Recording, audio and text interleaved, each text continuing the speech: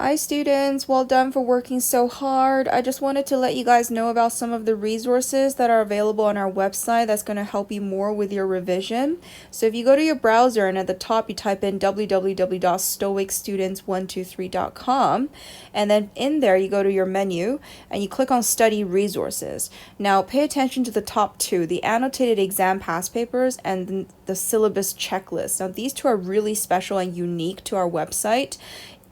So if we go into annotated exam past papers, all of the walkthroughs I do on my YouTube channel, I go and upload those annotated papers onto my website for you to download. So for example, if you click into biology, and let's say you're doing the EdXL syllabus, and you can see here the papers, I've completely filled in all of the answers, color-coded so that you can understand them. You can revise everything in one go. I also box the answers in red so that you know exactly where the marks come from, but I also explain how to get those marks. See that? So this is prepared especially for you guys to download and to help you with your revision. So I hope that's helpful. And then the second thing on our website, also under study resources, is syllabus checklist. And this is also very valuable for your revision. So let's say you're doing chemistry and you're doing the CAIE or CIE syllabus. And what I've done is I've gone to the your exam syllabus and I've extracted all of the learning objectives from there, word for word, and I've copy pasted here and I've categorized them based on easy, medium, hard. So it's your job to fill these in, and therefore you can make sure you're checking off every single thing that they expect you to know. This is the checklist that the examiners are going to be using when they set those exam questions. So if you download these checklists from our website and you follow it as you revise, you won't miss anything and you'll make sure that you cover the entire syllabus and therefore better prepared for the exams. Good luck, guys. This is the Cambridge CAIE or CIE Chemistry Paper 2, and this is the 2024 paper, very recent. Okay, let's go for it. Question 1. A gas is heated, the pressure is kept constant. Which statement describes the behavior of the particles in the gas? Okay, guys, when you do an exam question, you have to ask yourself what concept, what topic are they testing you on so that you're sort of on the right track. It's just like if you're going to go to the supermarket to buy apples, you have to first get to the fruit section, right? You're not going to find apples in the dairy section. So what section are we in now for this question? This is asking you about the behavior of particles, which includes gas. And there's also liquids and solids. So if we look at this diagram here, this is solid, liquid, gas. And there's a few key things that you have to know about this is that for motion, right? For motion, let's make this a little bigger. For motion, solids are vibrating on the spot, correct? Vibrate on spot. Liquid, slide over each other because they're touching. You can see that each of them is touching each other, right? And then gases, how do they move? They move at high velocity and they're far apart. Okay, they're not touching and they have a large distance between them. So that's the motion. And I also want to talk about their velocity, right? So how fast they're moving. Solids are not moving at all, so they're not actually moving. Liquids is slow. They're sliding over each other very slowly, and the gases are very fast. Okay, so they're moving really quickly. They're flying from vroom, and so on. Understand? So please visualize that. And once you have this visual in your head, then you should be able to easily pick the right answer, which would be B here, because gas particles move very fast and they're further apart. Exactly here, far apart and very fast. As the rest of the questions the rest of the choices don't make any sense. For example, the first one, read this one. Number A says the particles move faster and become closer together. When you're moving faster, you're getting farther apart from each other, right? Because there's lots of room that they can move away from each other. So the A doesn't make sense. C, it says the particles move more slowly and become closer. That doesn't. C and D make no sense at all. So the answer here is B. Okay, question 2. A mixture of ice and water is left to stand and the ice melts. Which row describes what happens as the ice is melting? So again, guys, what section of the supermarket are we in? What topic are they testing on here?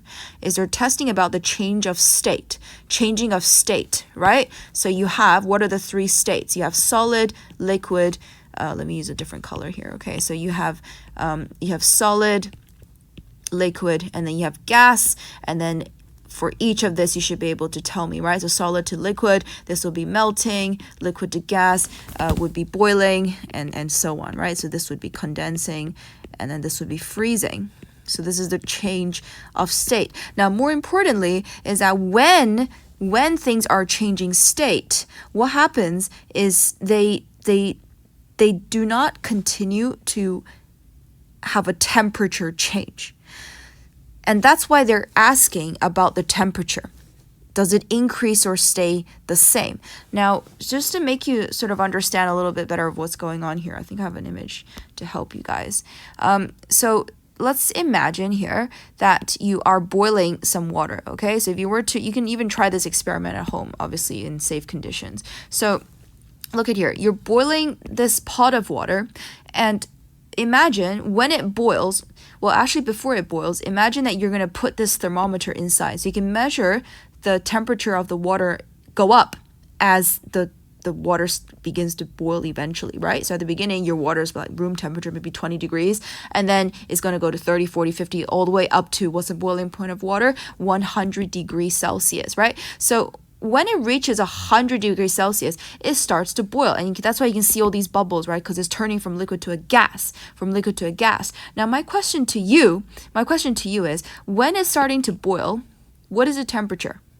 It's 100 degrees, right? Because that's the degree at which water boils. And even if you continue to add fire, in other words, you don't switch the fire off, so the fire is still there, does it ever go beyond 100 degrees Celsius? Does water ever go above 100 degrees Celsius? Does it? You can see that on the thermometer. It will not reach above 100 degrees because 100 degrees is the temperature at which it boils. So is that weird to you guys? Just think about this for a second. You are continuing to supply heat from the fire, but the temperature no longer goes up. It's been going up the whole time, from 20 to 30 to 40, all the way to 99 degrees Celsius. But when it reaches 100 degrees Celsius, it does not increase further. And that is because this is when the water is changing state from water to gas, from liquid to gas. So when things are changing state, including melting or freezing, condensing and boiling, there's no temperature change. Remember that, okay? So now we come back to the question. If we come back to the question, you can see here that the ice melts. It asks you what happens when ice melts. Again, this is changing state. Change state means that the temperature does not change. And the reason for that is explained in the correct answer. So is it this or this? Why is it that the temperature does not change? It's because, think about it, right? If the heat energy from the fire goes to the water, but it's not transferred to the thermometer, so where did that heat energy go? It must go somewhere, and that heat energy from the fire is now used to overcome the attractive forces between the particles. So ice is melting, so it's going from solid to gas, right? And there's some attractive forces between these ice molecules. You see that? And in order to melt it, you have to break these forces. And when you break them, that's where the energy is coming from. Understand? So therefore, the answer is D. So question 3 says hydrogen chloride gas with a MR, which is the mass of 36.5, is released at point P, and the apparatus shown. The universal indicator paper turns red after 38 seconds. Why does that happen? Is because the hydrogen chloride gas is going to, keyword, diffuse across, because it's going from a high concentration to a low concentration. That's why it's going to move this way, obviously. And then when it reaches the universal indicator, it turns it red. The experiment is repeated using sulfur dioxide gas, which has an MR of 64. What is the result for sulfur dioxide gas? And it tells you to pick, okay? Now, if you didn't do your revision, you might not have any idea what's going on here. So let's talk about this. Let's talk about it, okay? There's two concepts they're testing here. Number one is the pH, which is all about the color change. Number two is the mass, which explains how fast it can reach the universal indicator paper and therefore cause the color change. So let's think about the mass, which is relating to the time here first, okay? So for hydrogen chloride, it has an MR of 36.5, and I hope you know where they get that number from. It's simply from the periodic table, okay? H has a mass of 1, and chlorine has a mass of 35.5, okay, the mass number. So that's 36.5 if you add those two numbers together. And then for sulfur dioxide, it has a whopping mass of 64, so it's much heavier. So one is like a little guy and one is like a big guy, right? So which one would move faster? Which one would diffuse faster? Of course, it will be the little one because they have less inertia. It'll just be like, zoom, right? It'll just be quicker. And that is why if HCl takes 38 seconds, then you would expect sulfur dioxide to take longer because it's bigger, it's fatter, it takes longer to get there, right? So therefore, you're going to pick a number larger than 38, understand? And that eliminates answer A and answer C, okay? So that's the first step. The second step is actually much more important, is the color change. Now, it's like a 50-50 chance you're going to get it right? But on an exam, I hope you get a 100% chance you're going to get it right. So how do you know this? You know it by doing your revision or by watching this video. So what they're testing here is this concept of metal and non-metal oxides. And let's revise from the periodic table, okay? So I have the periodic table here. Let's erase some of the stuff that I wrote here so you can see everything. So remember your very, very basics. This is the periodic table, right? You have your stairs here, and then you have on the left side of the stairs, you have the metals, which is the green ones, and on the right side, you have the non-metals, which is the pink one. Understand?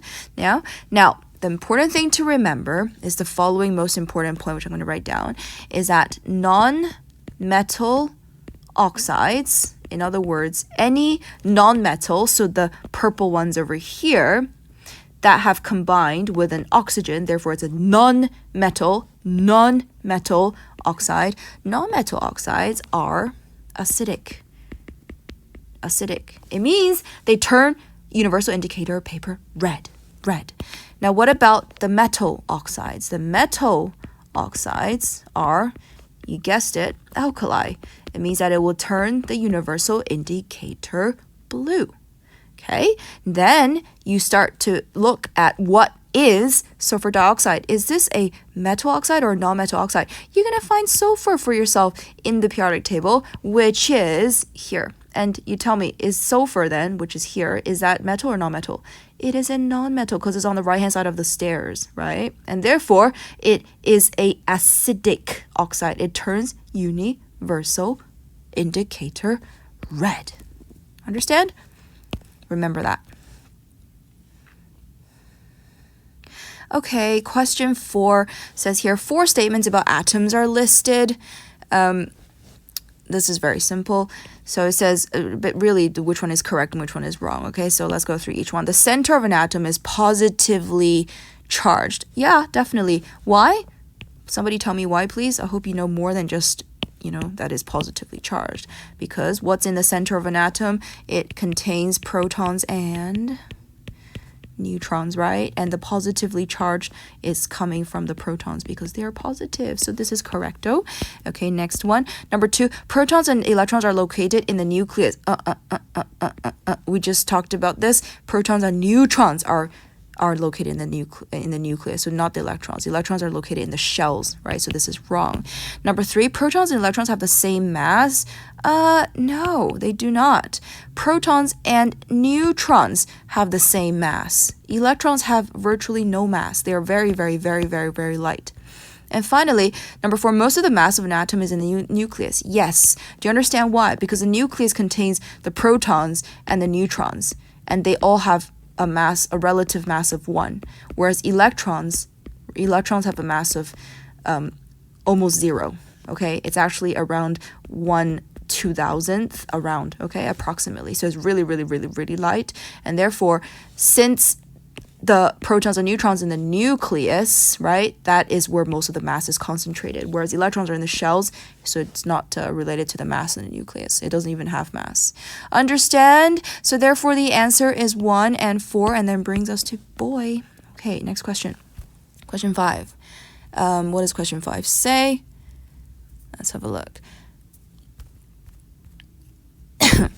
Okay, question 5. The electronic configuration of two elements are given. Element L and element M. Which row identifies the group number and the period number for elements L and M?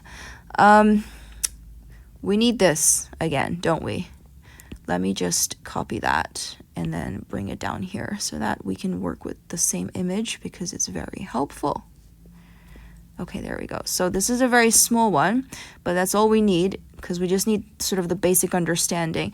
Now, guys, have we done our revision? What are period and group numbers? I hope you know that. Group number is up here, right? Group 1, group 2, 3, 4, but those are the group number, the vertical groups, the columns, basically. So these are the columns, okay? These are the columns. And then what are the period number? That is the rows. Period 1, period 2, period 3, and so on. So these are the rows. So understand that first of all. And then the magic is this. Look, the electron configuration, which is here, shows you the number of electrons in each shell. And the number of shells corresponds to the period number. So can you tell me how many shells does element L have? It has 2 electrons in the first shell, 8 electrons in the second shell, 8 electrons in the third shell, and 1 electron in the fourth shell. In other words, it has 4 shells. Therefore, it is in period 4. Understand? 4 shells. 4 shells. So element M is somewhere in this area. Clear? And then element L is in this area, which is period 4. And I'm not done yet because which one is it, right? There's a lot of elements in period 4. We need to know which column is it in. Is it in column 1, column 2, and so on. And that is determined by the number of outer shell electrons. I repeat, what the number of outer shell electrons is tells you what group number it is in. That's important because it's testing you this concept, right? So how do you know the number of outer shell electrons? That is the outer shell. Which one's the outer shell? Tell me, guys. Is it this one? Is it this one? Is it this one? Is it this one? Is it shell 1, shell 2, shell 3, shell 4? Which is the outer shell? Shell 4, right? So shell 4, which is 1 electron, therefore element L is in group 1, and therefore element L is K. Okay? Potassium. See that? Potassium. So we've ascertained that element L is equals to potassium. So I hope the next one is a lot easier. Okay, so M has 1, 2, 3, 3 shells. Therefore, it's in period 3 over here. Period 3, and then it is how many electrons in the outer shell? Only 4 electrons. So period 3 with 4 electrons in the outer shell. It is silicon. Okay, so let's answer the actual question now. It says 1, 2, 3, A, B, C, and D. So element L is in period 4 because it's got 4 shells. So it's actually one of these ones here, and it's in group 1. So it's got to be A or B. Agree? So we're gonna eliminate C and D right away, and then now we have to look at M. Element M is in group period 3 shells, right? So it's in period 3, and it's in group 4 because it's got 4 electrons in the outer shell. So everything makes sense. It's so beautiful when everything makes sense. Okay, so the answer is A. Okay, final. Okay, so question 6 here says, which statement explains why isotopes of the same element have the same chemical properties? 2 keywords we have to understand here. Number 1 is isotopes. They sometimes like to ask this as a definition question, and I hope you absolutely get that right because it's like a free mark if you know it, okay? Isotopes is when elements have the same fill in the gap blank. So elements have the same what? The same number of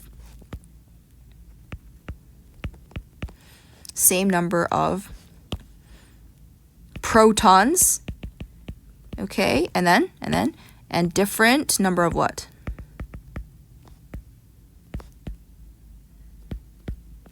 Different number of neutrons. I heard it. You said it. That's correct. Okay? Same protons, different neutrons. So that's what an isotope is.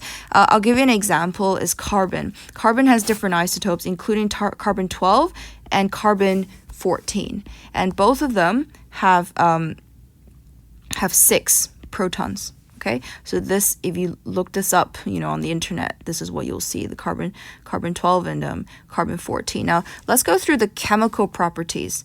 And chemical properties, a lot of my students don't know what this means. It means how many electrons in your outer shell, because the number of electrons you have in your outer shell determines how you react, and how you react is your chemical property. As an example, if you have 1 electron in your outer shell, you will lose 1 electron when you react. When you have 2 electrons in your outer shell, you will lose 2 electrons when you react. When you have 3 electrons, you lose 3. What about when you have 5 electrons in the outer shell? I hope you didn't say you're going to lose 5 electrons, right? You're going to gain 3 electrons to have 8, which is a full shell. Understand? So that's your chemical property. That's your chemical property. And how do you know that? Your chemical property is dependent on, like I said just now, the number of electrons in your outer shell. And you know that from your electronic configuration, guys. Look at this. When we drew out the electron configuration of element L, we know it's got 1 electron in the outer shell. When we did the electron configuration of element M, we know it's got 4 electrons in the outer shell, and therefore it's going to lose or gain 4, right? Or share 4. That's how it reacts. So let's write out the electron configuration. This is all about electron configuration. So let's write out the electron configuration of carbon 6 first of all. So electron configuration. How many electrons does carbon 6 have? The number of electrons is equal to the number of protons, which is equal to the atomic number, which is a small number in the periodic table, right? So therefore, you have 6 electrons. And how do you write the electron configuration? It'll be 2, 4, right? Okay. And what about carbon 14? Also 6 protons, therefore 6 electrons again. And therefore, it's got the same electronic configuration. That's why the answer is C. Understand? So isotopes, even though they have different number of neutrons, it does not affect how they react. They still react in the same way because they have the same chemical properties as reflected by the same electronic configuration, 2-4, 2-4. Okay, so question 7, it says, which statements about potassium chloride are correct? And there's a number of statements that looks at the electrical conductivity and the melting point and so on. So we need to revise a bit of everything in this topic so that you can be able to answer it, okay? So in terms of bonding, there are, what are the types, guys? There is ionic, right? And then there's covalent. And then under covalent, we have the giant, and then we have the simple. So giant covalent or simple covalent. Simple covalent is also called simple molecular sometimes. And within these, the melting point, right? Because there's a lot of question that assesses you on that. The melting point for ionic is high because of the strong electrostatic forces of attraction between the positive and negative ions, because it's ionic, right? And you have to break those in order to melt. For giant covalent, guys, anything that says giant is going to be high because there's a lot of strong bonds that you have to break. And then for simple covalent, it's low. Okay? And when there's high, you have to think about why. It's because of the strong covalent bonds. And if it's low, it's because of the weak intermolecular forces of attraction. Weak intermolecular forces of attraction, because those are the things you're breaking when you're melting it. Okay? And then there's also the electrical conductivity. Electrical conductivity, I'm just going to draw a little electricity sign there. And we're going to separate this into the solids and the liquids, in solid and liquid phase. So For ionic, if it's a solid, think about it. In order for something to conduct electricity, I want you guys to remember this thing. To conduct electricity, you must tick both boxes. You must have charge. And the charges can either be ions or electrons, because there's charge, right? Ions can be positive and negative, electrons are negative. As long as there's charge, and also it's got to be able to move. So mobile charge. You guys must tick both boxes in order for something to conduct electricity. Understand? So once you have this criteria in your head, come back and think about ionic. Now, in a solid ionic compound, so this thing here, is there charge? Ask yourself. So if it's ionic, there's charge because there's positive and negative ions. So yes, there is charge. Now, are they mobile? Think about it. In a solid, all the things are arranged positive, negative, right? And this one is negative, positive. All the ions are fixed in place. Remember the structure of a solid. So they're not moving. So therefore, it's not mobile. So if you cannot tick both boxes, it cannot conduct electricity. Understand? So therefore, no. Whereas if it's a liquid, then the charged ions can move because liquids, they're sliding over each other. So therefore, it both has charge and it can move. So if it's a liquid, it will conduct electricity. Understand? So this is really important. You must have this table in your head in order to do the rest of the question. Now for giant covalent, if it is, there's two giant covalents, guys. There's diamond and graphite, right? And only graphite conducts electricity. Okay, so if it's graphite, then yes, it conducts electricity. And if it's diamond, oh gosh, no room, then no, it does not conduct electricity. Can you guys see that? Okay, so those are the giants. Those are the giant covalent. And then that leaves us with the simple. Now simple, just they do not conduct electricity. So they do not. No in both solid or liquid. All right, is that clear? So once you have that sort of confident knowledge in your head, you can tackle this now. So let's come back to this question and try to answer it now. So what does it say? It says potassium chloride. So first of all, is it ionic or covalent? Potassium chloride. Potassium is K, chloride is Cl. Chloride, not chlorine, right? So chloride is the ion. It means that it's already gained an electron, so it's Cl minus. Potassium is K plus. Why positive 1 and negative 1? Because potassium is in group 1. It has 1 electron in the outer shell. It's going to lose 1 electron, so therefore it's got a positive 1 charge. Chloride comes from chlorine. Chlorine is in group 7. 7 means 7 electrons in the outer shell. I need to gain 1 more to make 8 for full shell, and I've gained it. That's why it's got 1 negative charge from the 1 electron it gained. Understand? So this is a positive negative ion. This is a metal and a non-metal. This is absolutely ionic bond. So make sure you're on the right track. And then you're in this zone. Get it? Then you think, does it conduct electricity when it's solid? No, it doesn't. Right? It conducts. So therefore the first statement is wrong. Second statement, it has a high melting point because it has strong intermolecular forces. So the first point is correct. Potassium chloride has a high melting point because it's ionic. Ionic always high. Get it? However, so this bit is correct. But the second bit is wrong. It's not high melting point because of the strong intermolecular forces, because intermolecular forces are always weak. That's why they're forces, not bonds. Forces are much weaker than bonds. So this is wrong. So therefore the whole statement is wrong. Do you get it what I mean? So if you were to correct the statement, it should be as a high melting point because of the strong electrostatic force of attraction between the positive and negative potassium and chloride ions. Understand? So that if you said that, then it will be a correct statement.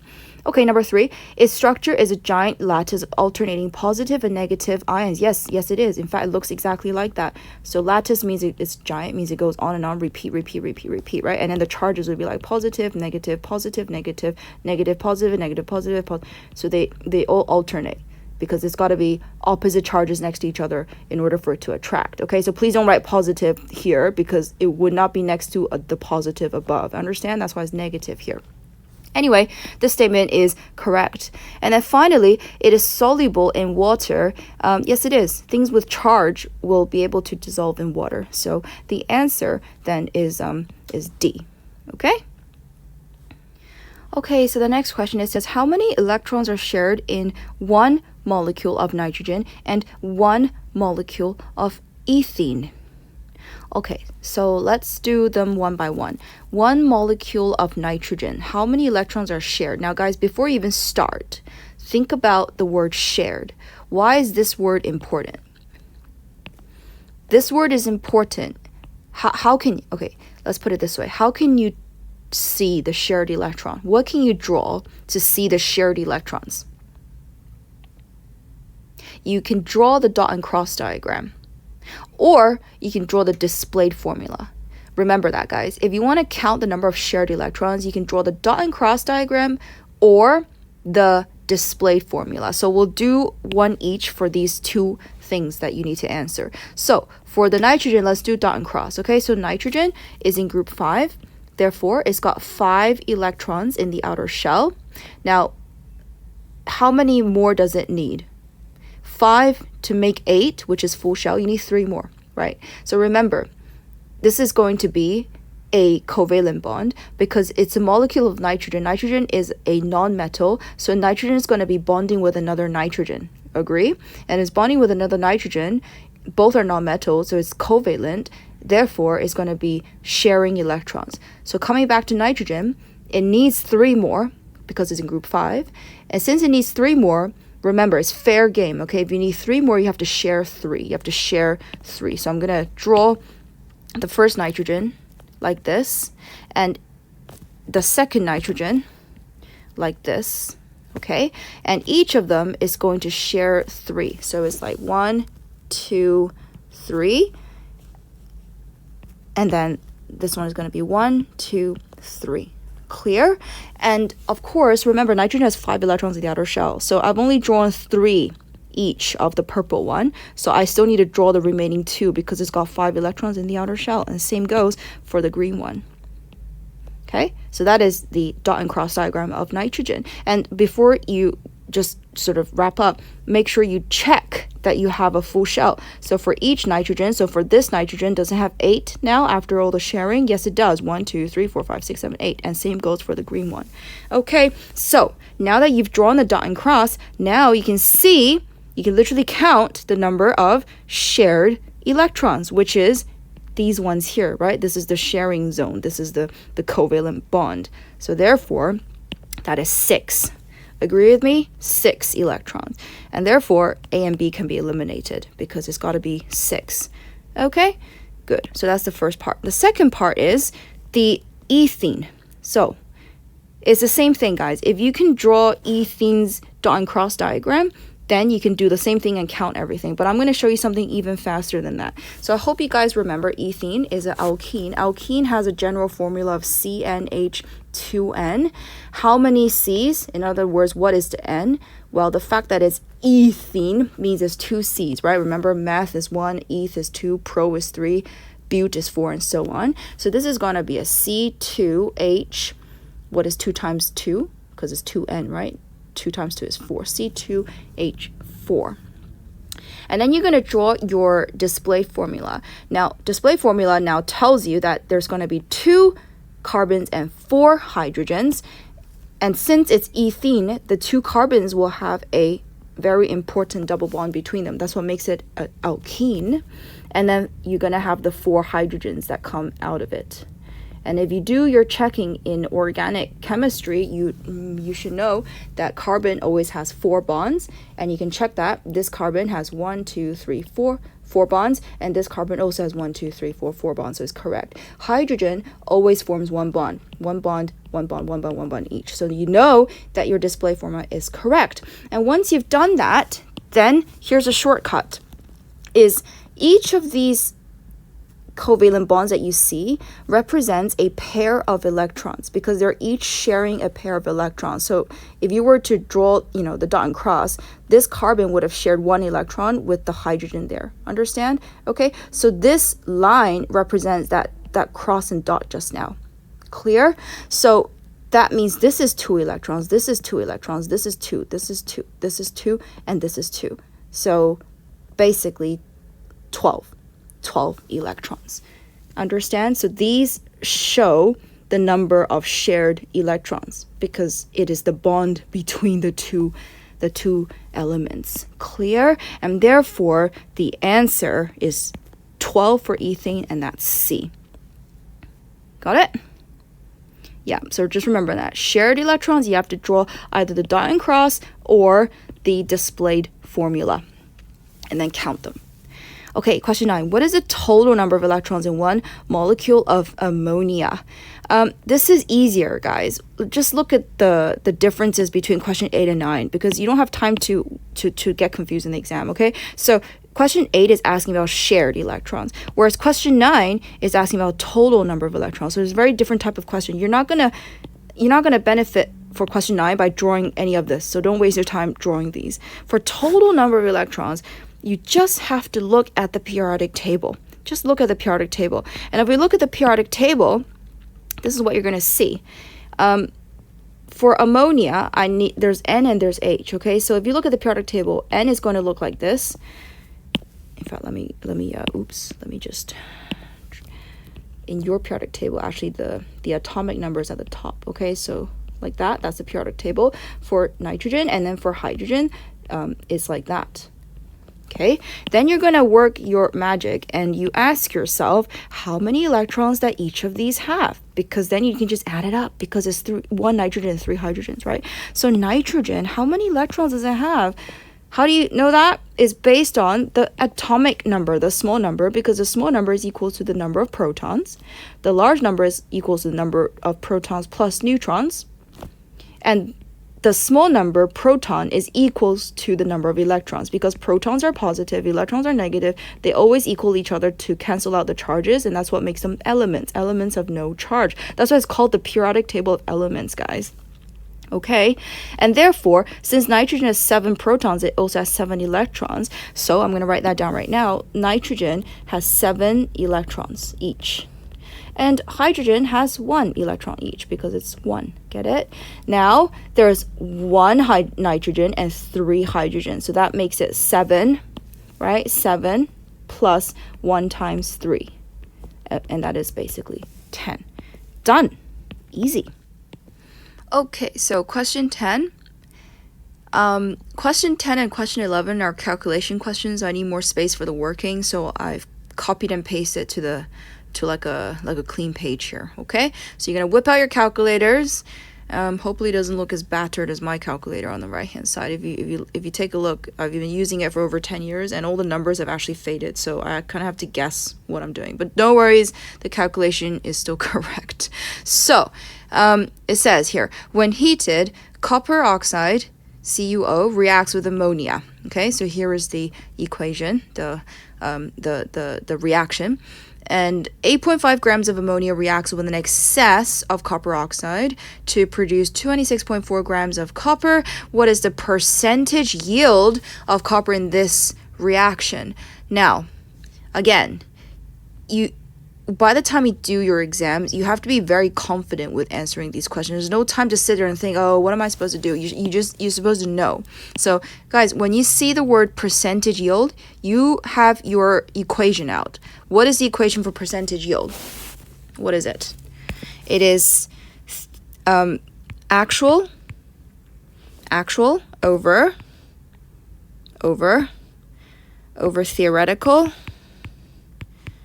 right? And then times by 100. That's the percentage yield. Okay? Then you should tell me, or you need to know, what is the actual and what is the theoretical, right? Now, the actual amount that you're going to get, that is what the question tells you. So the question tells you, first of all, this is talking about percentage yield of copper, right? So basically this, how much copper am I going to get? And the question tells you that it produces 26.4 grams of copper. So can you tell me, is this 6.4 grams of copper, is that the actual or is that the theoretical yield? Which one is it? It produces 26.4. That's the actual, right? It actually produced 26.4. So you can already plug in this number as the actual. Get it? Now you just need the green one. Now you just need the theoretical. And the theoretical requires a whole table. And this table is what I'm going to do below here. So you're going to remember how to draw this table. You're going to have a table, and you're going to, on the left-hand side, you're going to have mass, MR, which is from the periodic table, the mass number, mole, and then ratio. So you're going to have that mass, Mr. Mole ratio. You're going to have this table here, and then you're going to have, I want you to write this at the top. You're going to write this, I know and I need. Okay? I know and I need. Now, then you look at what kind of information they gave you. They gave you some information on ammonia, right? This one here. So there's some information on ammonia, and this is stuff that you know. So you're going to put that into the table. You're going to write down what you know about ammonia in this table. So that's NH3. That's the ammonia information. And they told you is 8.5 grams. Grams is mass, right? So I know there's 8.5 grams of ammonia used in this reaction. And then what do I need? That's the question. You need information about the copper, right? You're trying to find the percentage yield of copper. You're trying to find the theoretical mass of copper. So this is going to be copper. So question mark is copper. Get it? So copper. That's going to be Cu. So the thing that you need, the one that you need is the copper, Okay, is the copper.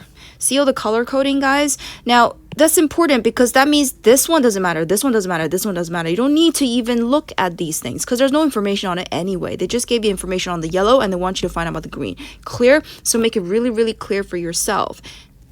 So what you need, guys, is, remember, the green theoretical one, so I can plug everything in, right? Because I already know the pink. The pink is 26.4. So the theoretical is this question mark here. So you put your question mark so that you know which number you're trying to arrive at. I'll repeat this again, guys. When they tell you that it produces 26.4 grams of copper, you do not put this number into this box. Understand? Don't write 26.4 here and then do the calculation. That's wrong because this table is a theoretical table. Clear? The actual, it's already told you in the question. This whole table is the theoretical table. So you cannot put actual numbers, which is this number. You cannot put that in here. Okay? Right. So once I've filled in all the information, I'm going to proceed with the rest of the calculation. Now, for ammonia, I need the MR of ammonia. So that is basically the mass number. The mass number of ammonia, N is 14, and then hydrogen is 3 because it's 1 times 3, right? One hydrogen is 1, and then there's 3 of them, so it's 1 times 3. So basically, this is 17. It's 14 plus 3. 14 plus 3. And then you're going to find the number of moles, which is just mass divided by molar mass. So 8.5 divided by 17. So whip out your calculator so you can do some of this calculation yourself. And then you're going to find the ratio. Ratio comes a little bit. In fact, ratio is the most important part. So what does ratio means? Ratio, guys, means the mole ratio. And that is the big numbers in this equation, okay, in this reaction. So the big numbers is, I'm going to write them in big, fat writing up here. The mole ratio is the big numbers here. 3 for copper oxide, 2 for ammonia, 3 for copper, 1 for nitrogen, and 3 for water. And of course, we're only focusing on the yellow and the green one. So really, it's just 2 and 3. And that is the mole ratio. So 2 for ammonia, and then 3 for copper. Understand? And that's extremely important because you need this to do the next step. So don't forget the mole ratio, otherwise you'll get stuck. Because how do you get this number? You get this number by looking at the conversions. So from 2 to 3, I multiply by 1.5. So therefore, from 0.5 to whatever this number is, I also multiply by 1.5. And that makes it 0.75. Understand? 0.75. Very important step. And once I have that, continue to fill in the gap. The MR, the mass number for copper, if you look at the periodic table, the big number is 63.5. Okay, so let me go back to black. 63.5. And finally, to find the green question mark, that's just simple mass. Oops, let me rewrite this properly. Moles is equals to mass over molar mass. And by the way, in a long question, write out the equation so that they can see how you're doing your equation and calculations, okay? And I'm trying to find the mass here, so I need to rearrange, okay, all that important stuff. Mass equals to mole times MR, which is equals to how many moles? 0.75. What's the MR? 63.5. 63.5. Let's check on my calculator, and that number takes us to 47.63 to be exact. Okay, and that will give us this answer, which is 47.6. And just pause for a second, guys, and ask yourself, does this make sense? The theoretical is like in a perfect situation, what would you get? And then the actual is what you actually get. You're never going to actually get 100%, right? Because there's lots of errors and problems and imperfections in your reaction, in your investigation, that you're going to lose some of the material. So you don't get 100%. Get it? It's just like in a test. It's very hard to get 100%. There's going to be some mistakes. You end up getting maybe 98, 98, 97, or whatever. Understand? So the actual, the denominator is always going to be smaller than the denominator. And does that make sense? Yes, it does, because 26.4 is smaller than 47.63. Get it? So logic check. Just make sure everything is making sense to you. So now we can do the calculation. Actual is 26. Make it nicer. 26.4 divided by 47.63, and that will give me, not yet, times by 100, times by 100, times by 100 equals to 26.4 divided by 0.55. And that is what? What percentage is that? That is 55%, and the answer is C.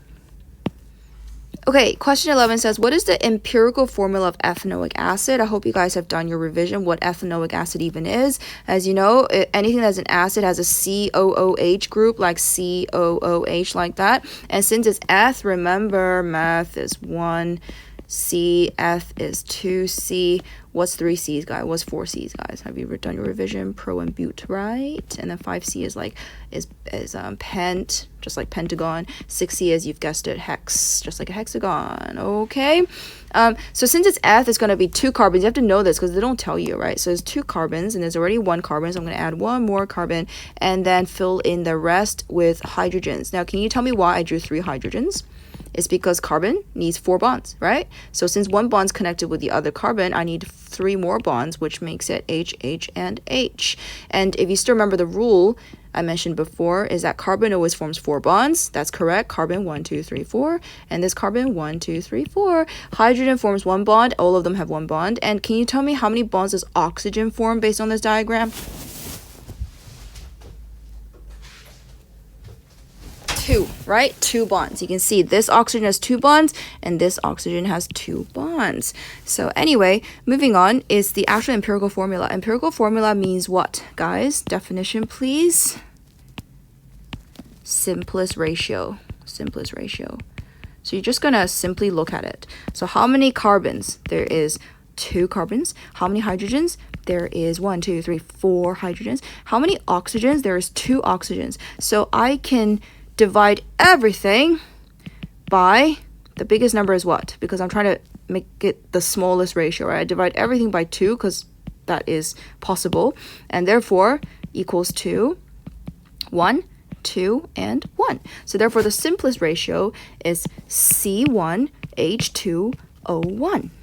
C1H2O1. That looks like answer B to me. So question 12 says magnesium chloride MgCl2 contains magnesium ions and chloride ions. How many chloride ions are present in 2 moles of magnesium chloride? So let's understand some really basics first. When they say magnesium ions, I hope you understand that this is Mg, since the ion has got charge. Magnesium is in group 2, so it's got 2 electrons in the outer shell. It's going to react by losing those 2 electrons, and when you lose 2 negative electrons, you have a 2 plus charge. So that's the magnesium ion. And then for the chloride ion, chlorine is in group 7, so it's got 7 electrons in the outer shell. It's going to react by gaining 1 electron, so that you have 8, and that's a full shell. And when you gain 1 electron, you have a charge of -1. And that is why it is MgCl2, because you need 2 of these -1 chloride ions to balance out 1 magnesium 2 plus. Get it? Okay, so that's just the basics. So moving on, it says how many chloride ions are present in 2 moles of magnesium chloride? So let's write this out first. In 1 mole of MgCl2, right? How many moles of chloride do I have? Well, in 1 mole of magnesium chloride, I have twice as many, right? Because 1 mole of magnesium chloride has 1 mole of Mg, but 2 moles of Cl2, because there's Cl2, get it? The little 2 there. So therefore, I have 2 moles. Oops, that is way too big for an eraser. Let's try that again. In 1 mole of Cl2, I have 2 moles of Cl minus. Does this make sense, first of all? Okay? Right? 2 moles. So in 2 moles, because that's the question, in 2 moles of MgCl2, I have 4 moles of Cl minus. Agree? Okay? Right. Then you have to appreciate that 1 mole of Cl minus is equals to, what is a mole, guys? It is just a name, a unit that actually means there's 6.02 times 10 to the power of 23 Cl minus ions. Get it? Okay. So then in 2 moles of Cl, well, actually not in 2 moles, is simply 4 moles, right? Because I'm actually trying to get 4 moles here. So in 4 moles of Cl minus, it will just be this number times 4, which according to my calculator is 2.408 times 10 to the power of 24 Cl minus ions. And that makes the answer C. Okay? Right, moving on. A metal object is electroplated with copper. One electrode is the metal object and the other electrode is copper. The electrolyte is aqueous copper sulfate. Which row shows the half equation for the reaction at the anode and the observation of the electrolyte? Okay, so for this question, we should draw out the diagram to really appreciate what's going on. So guys, I've annotated this question a little bit more. A metal object is electroplated with copper, and it says one electrode is the metal object, so that's the orange electrode here, and then the other one is copper, so this is the copper electrode, and the electrolyte, which is the liquid here, is aqueous copper sulfate. And it says which row shows the ionic half equation for the reaction at the anode and observation of the electrolyte. So basics first, guys. What is the anode? The anode, which one is it? Is it the positive or the negative electrode? Remember, the anode is where the anions go. Anions go to the anode. So anions have a charge that's negative, and therefore the anode has a charge that is positive. Clear? So then the green one is the anode, and that makes the orange electrode the cathode. So that's the basics you have to know. Otherwise, you can't proceed with answering this question.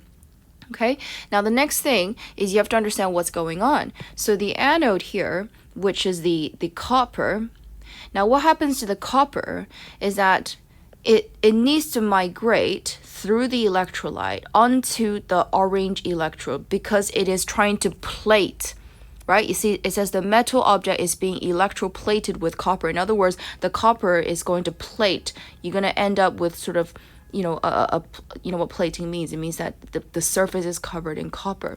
So therefore, the copper from the green is going to migrate through the blue onto the orange. And how that works is that you need to think about exactly what happens is you start with green, which is the copper that's at the anode right now, and then it's going to become copper 2 plus.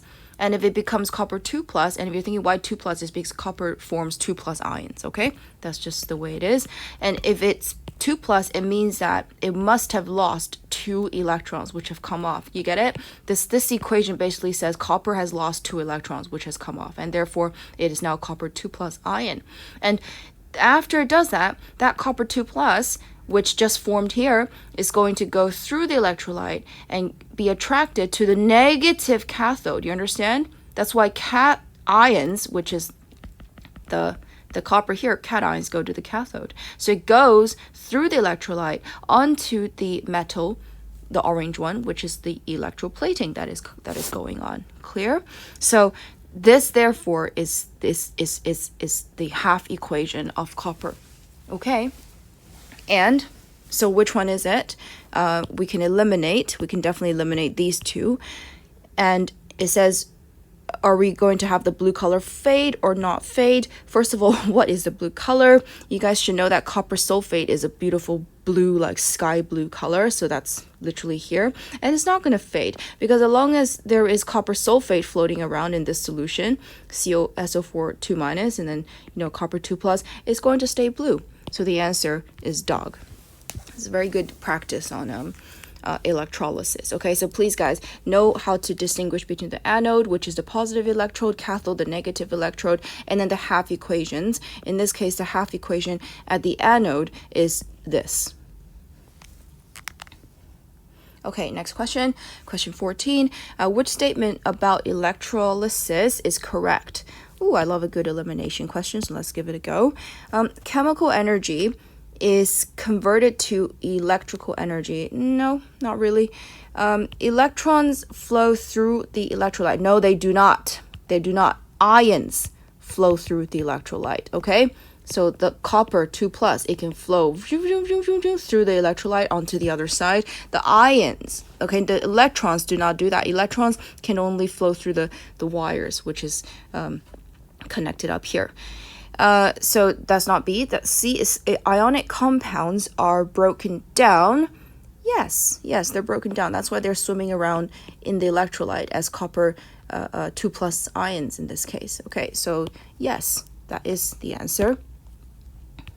And then D, metals are formed at the positive electrode. This is a great way to test whether or not you understood anything or not. In this case, look at it.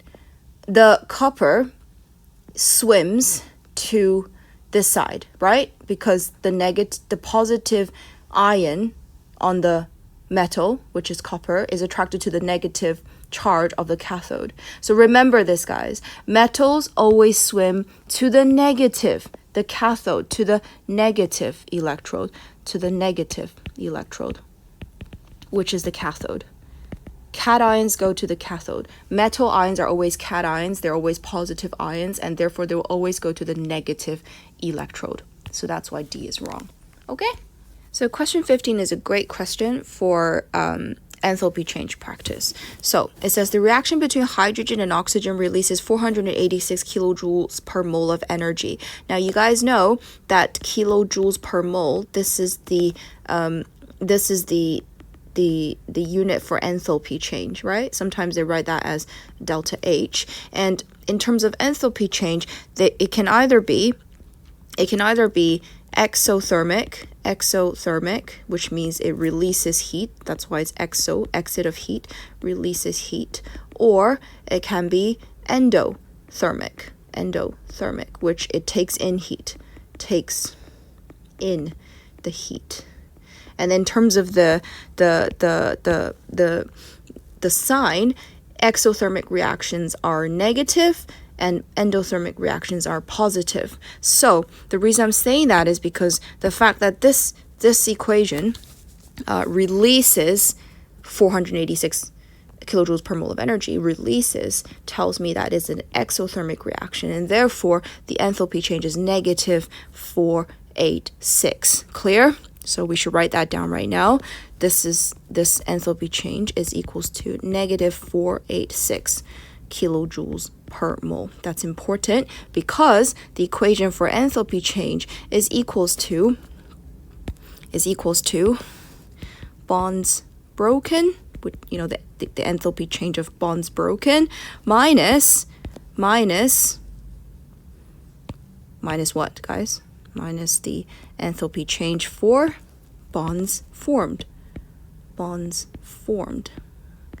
Okay, and we know already that the overall enthalpy change is negative 486. Let's write that down before we forget. Negative 486 is equals to, you know, bonds broken minus bonds formed. Then we need to figure out what is the energy of the bonds that are broken, and then what is the energy of the bonds formed, so the pink and the purple.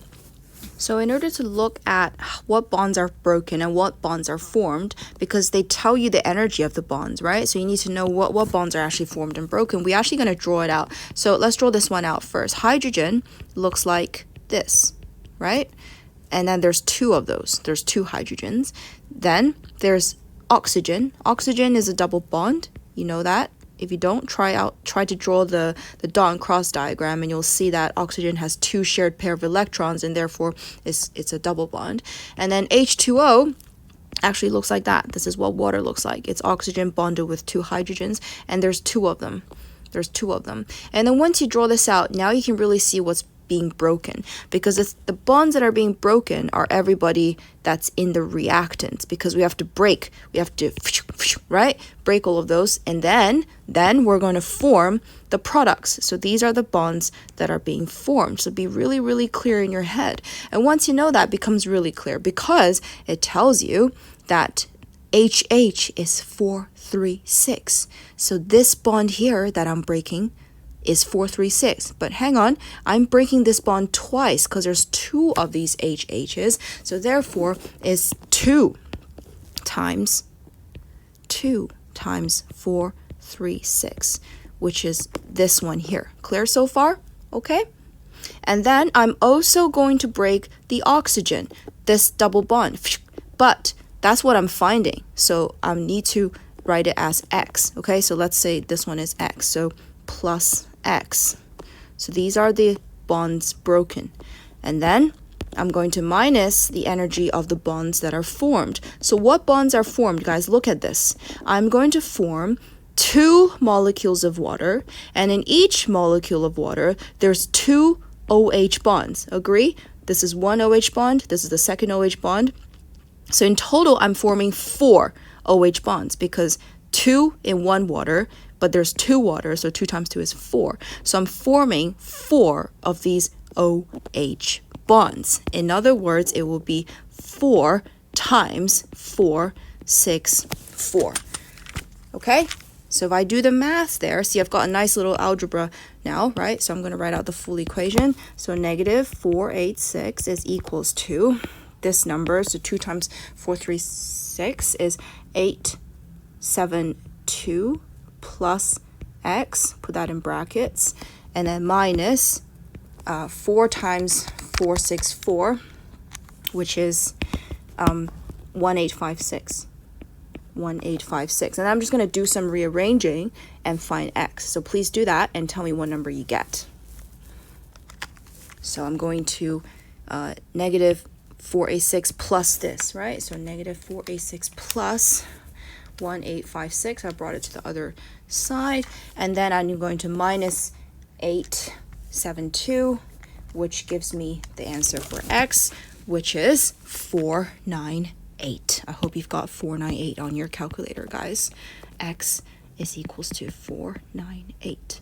And that is the bond energy of this double bond between oxygen and oxygen. So there we go.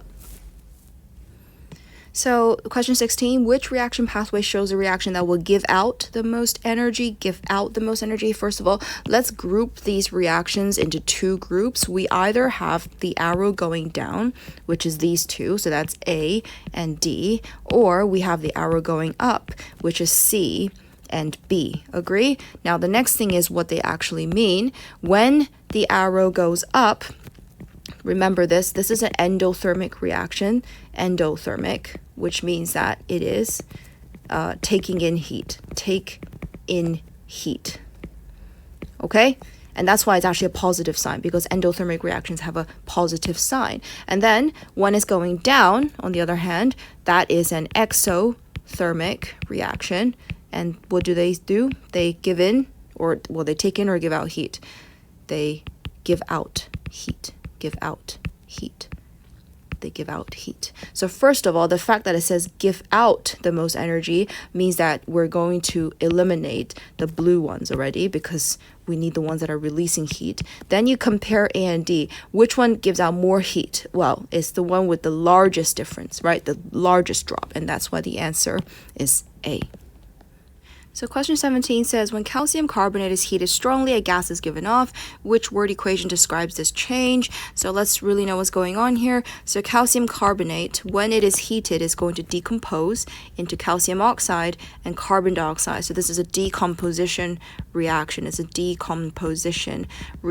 Okay? Now, in terms of the answer, it's not exothermic because we don't know. We don't have any information of whether it gives off more heat or takes in more heat. So we don't know. We can't answer that. It's not a physical change, guys. Physical change is when you're changing state. So for example, solid to liquid, which is melting. Get it? So when you melt, when you boil, when you condensation, those are physical changes. So this is not a physical change that's happening here. This is not reduction, because reduction is the is the loss of oxygen or the gain of electrons, right? And no one's losing oxygen here. Do you see that? No, calcium has oxygen here and it's still got oxygen there. So no one's actually gained or lost any oxygen or electrons. So it's not a reduction. So therefore it's chemical. And I would have guessed chemical change anyway, because chemical change is when you're breaking bonds and forming new bonds. And that's what I'm seeing here, right?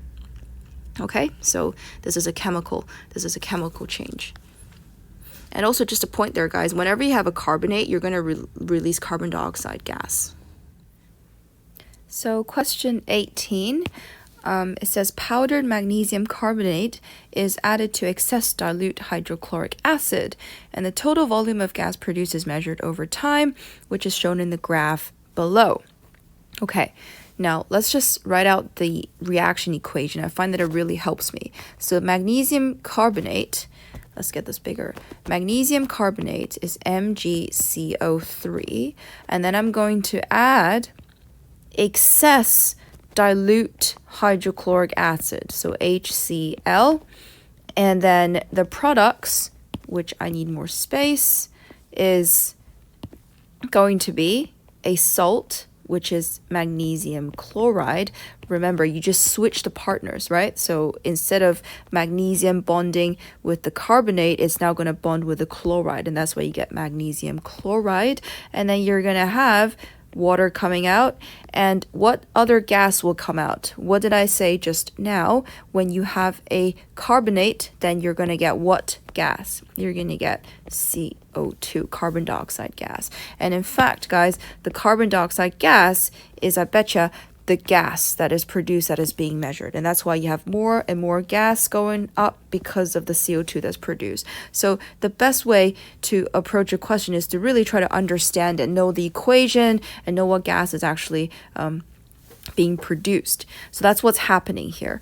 And that makes sense of this graph, right? At the beginning, there's a lot of reactants because there's lots of magnesium carbonate and a lot of hydrochloric acid, and therefore the rate will be very quick, and hence the gradient is very steep. And then eventually it's going to become less steep because the rate slows down, and when it reaches this flat line, that's when the rate is zero, and therefore the reaction has finished.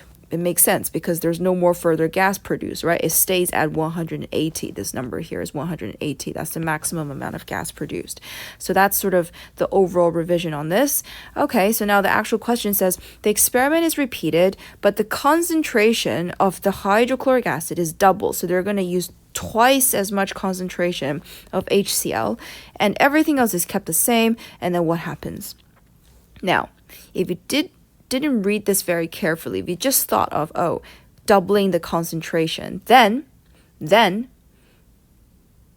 what you would expect is that you will end up with more products because you have increased the amount of hydrochloric acid, right? So this would actually be correct. However, this is a bit tricky because if you read very carefully, you should be very suspicious when they say the word excess, because what the word excess means, it means that it doesn't really have an impact on the overall rate of anymore because it's extra. I always like to use the example of a cinema. Imagine a cinema, guys, with, let's say this is a cinema. This is a cinema. And it's a very small cinema. Let's say there's just 4 seats, okay? And therefore, the maximum number of people that can enter the cinema is 4 people, right? If you have more people, more than 4, let's say I have like 7 people, 3 more people outside. So these are the people that are in excess.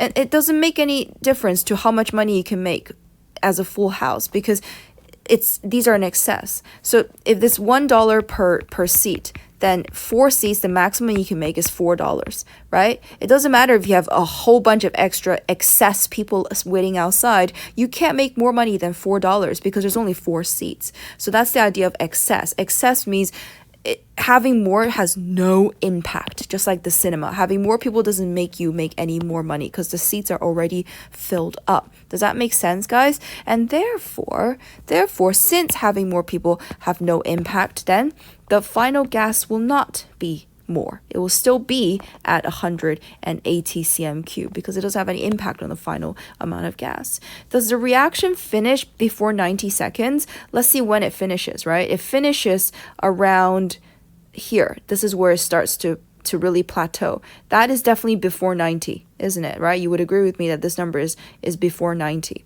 So since you're doubling the concentration of HCl, but it's in excess anyway, so it has no impact. So that the reaction will, yes, it will still finish before 90 because it always has finished before 90. Okay, so number 2 is correct. And number 3, the activation energy of the reaction is lower. This is definitely wrong. Activation energy is only lower when you have added what? Only if you added a catalyst. And there's no mention of a catalyst here. Okay, so therefore the answer is just number 2, and therefore it's D. So it's quite a bit of a trick question. So please remember the importance of the word excess. It means no impact. Everything stays the same, basically. So question 19 says, which statement explain why increasing the temperature changes the rate of a chemical reaction? Number 1, it increases the activation energy. This is wrong because activation energy is only affected by catalysts, right? Only affected by catalyst. And there's no mention of catalyst here. You're just changing the temperature, so it's got nothing, it won't affect the activation energy. Number 2, it increases the frequency of collisions between the reacting particles. Yes, it does. When you increase temperatures, you're going to increase the frequency of collisions, and that is because the kinetic energy, which is the next statement, the kinetic energy of the particles increase. So when things get hot, things move faster. When things move faster, there's more collisions, and that's why you have a higher rate of reaction. Very simple. So therefore 2 and 3 is correct. And number 4, it increases the number of particles per unit volume. No, it doesn't. This number of particles per unit volume, this is talking about concentration, and there's no mention of increasing concentration here. Understand? So therefore the answer is 2 and 3, so just C. Okay, question 20 is a really good practice on Le Chatelier's principle. So it's a very good practice. So it says here, hydrogen is made by reacting carbon with steam, and the equation for the reaction is shown here. So you've got carbon, which is in the form of a solid, and they react with steam, which is just water in gaseous form, and you get hydrogen gas and then carbon monoxide. And the forward reaction is endothermic. That's a very important point. The question asks, which row describes changes in the pressure and temperature that will both shift the position of the equilibrium to the right? Shift the position of the equilibrium to the right. So, guys, how familiar are you with Le Chatelier's principle? Le Chatelier's principle is the idea that, I want you to sort of repeat after me here, is that if I do this, okay, just bear with me, the system will do this, which, by the way, is the opposite effect, by shifting equilibrium to the left or the right, fill in the blank. So this is the guiding approach to Le Chatelier's principle. So I'll give you an example, okay? If I increase the temperature, then the system will aim to do the opposite, because that's the principle of Le Chatelier. It will always do the opposite to reestablish that equilibrium. So it's going to try to reduce the temperature, and then you have to think, how will it reduce the temperature? Will the equilibrium shift right or left for that to happen? And that's dependent on the endothermic or exothermic type of reaction that this one is. So in this case, let's work backwards then. We want to shift the position to the right. We want to shift the position to the right. So we're trying to go this way. Now, I want you to think with me, okay?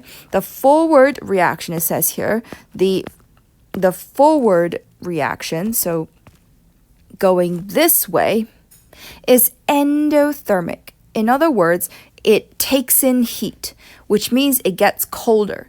So going forward, it gets colder. And therefore, I can deduce that the backward reaction gets hotter. Agree? Okay? So now what am I going to do to the temperature in order to shift, if I want the equilibrium to shift to the right? Now, if I want the equilibrium to shift to the right, what does that mean? It means that it's going to get colder. Do you agree with that? Agree with me, right? So it's going to get colder. So when the equilibrium shifts to the right, the system will do the endothermic reaction, because that is what happens in the forward reaction. And that means, what do I need to do? I need to do the opposite. I need to do the opposite, which is I need to make it exothermic. So how can I make it exothermic? I'm going to raise the temperature. So I'm going to increase the temperature. Increase the temperature. Does that make sense, guys? Let's understand this again, okay? So if I increase the temperature, which is basically get rid of A and C now, right? It's either this or this. If I increase the temperature, the system will do the opposite, which is it will try to decrease the temperature, which is why it's going in the endothermic direction, because endothermic gets colder, and that is the forward direction. Is that clear so far?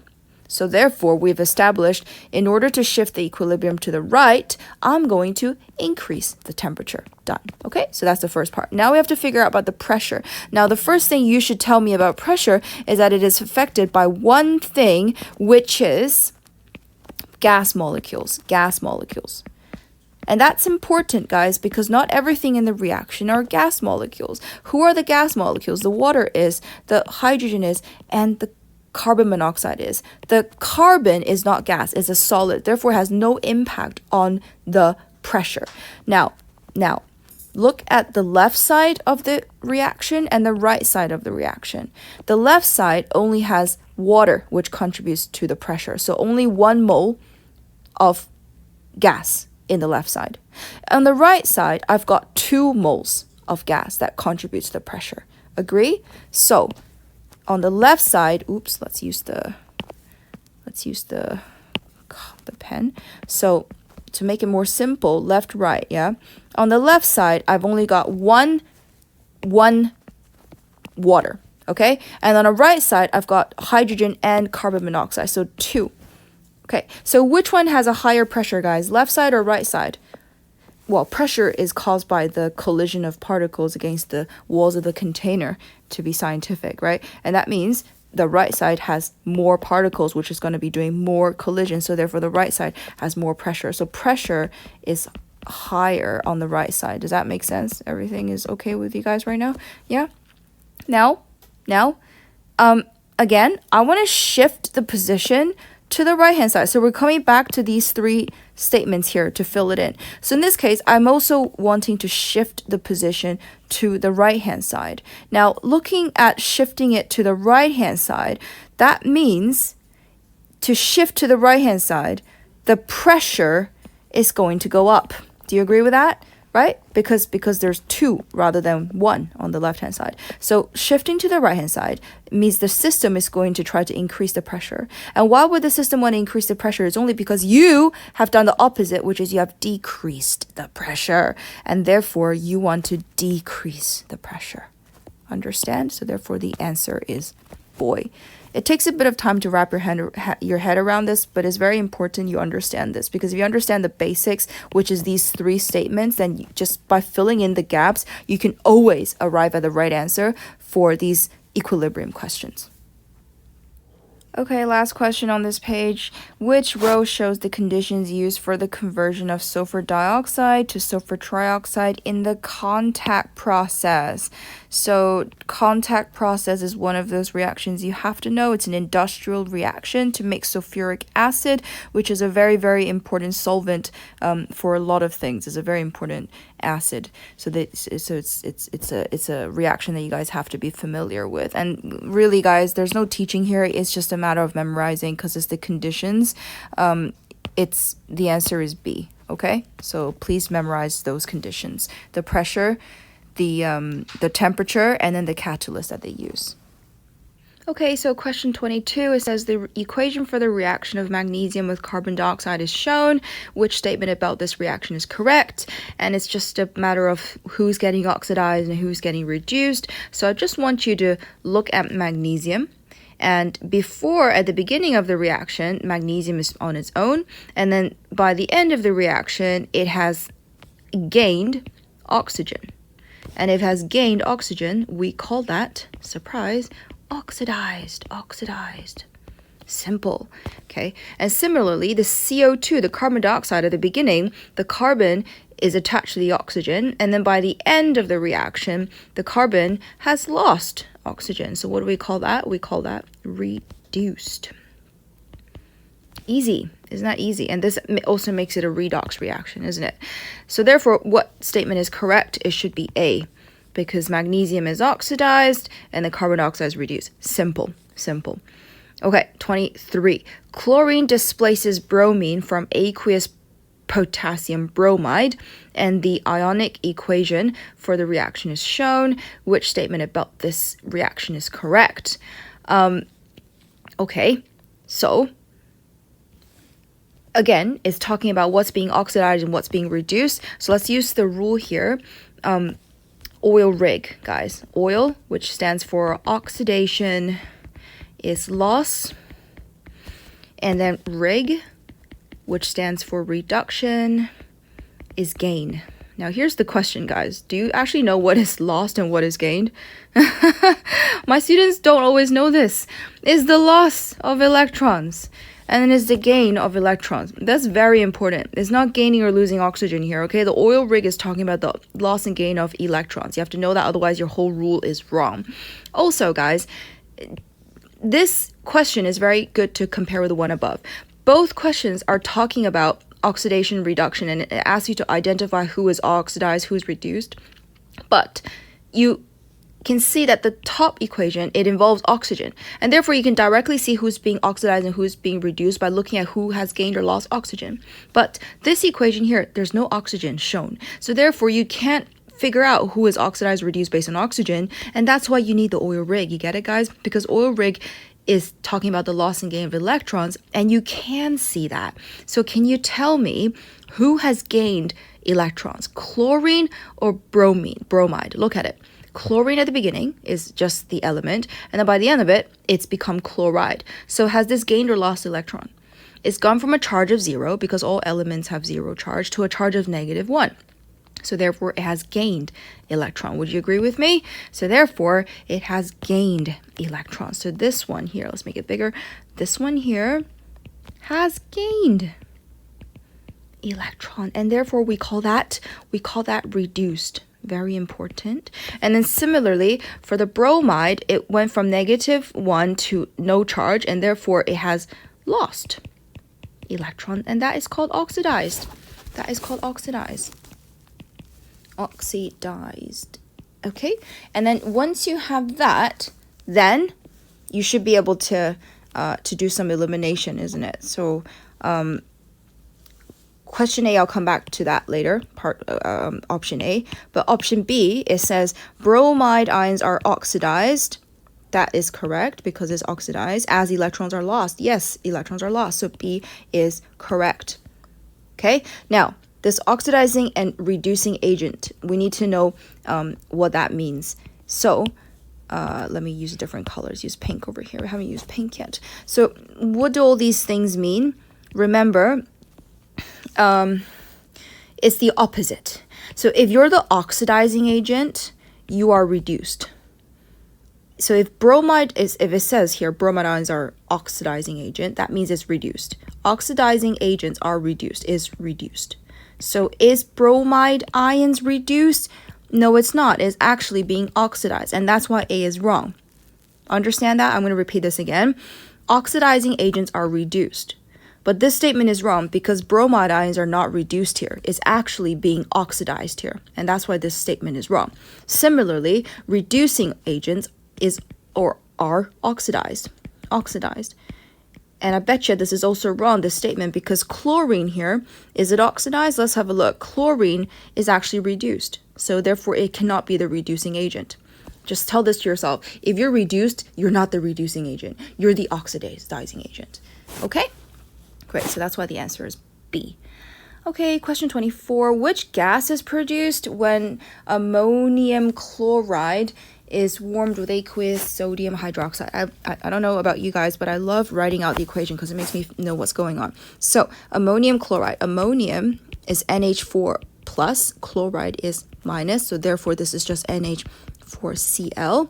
Okay, and then I'm going to react that with the aqueous sodium hydroxide. Sodium hydroxide is NaOH, and it's aqueous, which means that there's water in there. That's quite deceptive because it doesn't tell you there's water, but the fact that it's aqueous, aqua means water, right?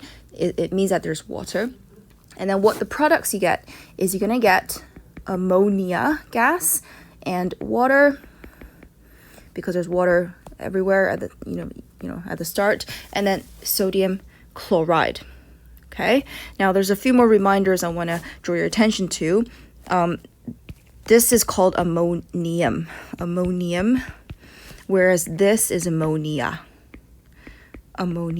Okay, right. So anyway, answering the question now, what gas is produced? Well, that's quite obvious. It's ammonia gas. Ammonia is a gas. It's a very pungent gas. And also it can't be these two, because water is just water. It's not going to be a gas, and sodium chloride is an ionic compound. It's definitely not a gas. So therefore the answer is A. It's the ammonia that is released. And it's really easy to understand, guys, because if you have ammonium, you're going to get ammonia gas release. It's just like earlier on I said, when you have carbonate, something carbonate, you're going to release carbon dioxide. So just get that familiar in your head. It's like very quick ways to just answer questions on exams. Okay, question 25. Which equation represents a solution of ethanoic acid? Oh, I love a good amount of organic chemistry. So let's dissect this. Eth means How many carbons? Tell me. 2 carbons. So that's going to be 2 carbons like that. Let's draw this out. And if it's an oic acid, that means it's going to be COOH. That's the functional group, right? So it's going to be COOH, and then I'm going to fill in the rest of the compound with a bunch of H's like that. So this is the thing I'm boxing right now. This is ethanoic acid, guys. This is ethanoic acid. And then what happens is ethanoic acid, so therefore we can already eliminate A and B. Agree? Because this CH3, COOH, is CH3, COOH. So it's either C or D. Then you need to think about is it C or D? So what is the difference between C or D here? The only difference is the sign, And you need to appreciate that ethanoic acid is a weak acid. And if it's a weak acid, it will only partially dissociate into hydrogen ions. So remember, anything that's acidic means that it can donate hydrogen ions. Acid is a proton donor. Proton is a hydrogen ion. So a hydrogen ion donor is an acid. So the fact that they can donate this H, which is what has fallen off, as you can see, basically this H. Once it falls off, it's what makes it acidic. But because it's a weak acid, it doesn't really completely fall off, and that's why it's a reversible reaction. Do you understand that, guys? That's why the answer is C, because ethanoic acid is a weak acid. It doesn't fully dissociate, means that it doesn't fully go to the right-hand side. Sometimes it goes back to the left-hand side, and that's why it's a reversible reaction. So this is the reaction in water. It's a reversible reaction. Okay, so question 26 is a very good question on acid and bases. So it says 4 statements about the reactions of oxides with dilute hydrochloric acid and with aqueous sodium hydroxide are listed. 1, 2, 3, 4 statements. And if you read these statements, you kind of feel like they're trying to trick you with just it's hard to grasp what is going on unless you know the core concept that they're testing on, which is the principle that non-metal oxides are acidic,